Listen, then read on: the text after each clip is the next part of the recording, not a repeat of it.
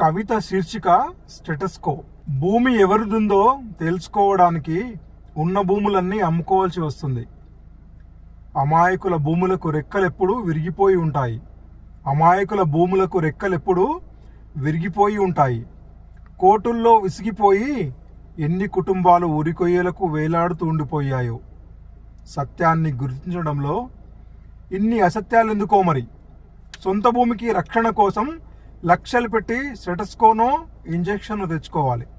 ఎందుకో తెలుసా? బలమున్న భుజాలకు భయపడి. ఎందుకో తెలుసా? బలమున్న భుజాలకు భయపడి. వాయిదాలకు తిరిగి తిరిగి ఉన్న చెప్పుల జోళ్లన్నీ అరిగిపోయి ఆకుకన్న పల్చబడ్డాయి.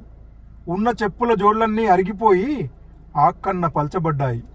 ఆ నొసలుంది చూడు, మొక్కిన కాళ్లకు మొక్కి మొక్కి, మొక్కిన కాళ్లకు మొక్కి మొక్కి అరిగిపోయి లొట్టగా మారిపోయి ఉంది. పంచభూతాలతో సాక్ష్యం చెప్పిద్దామంటే లంచం అడుగుతున్నాయి.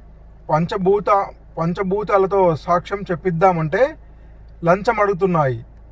మన భూమికి మనమే కాంప్రమైజ్, లేదంటే కమిషన్లు, అది కుదరకుంటే సెటిల్మెంటు చేసుకోవాల్సిందే.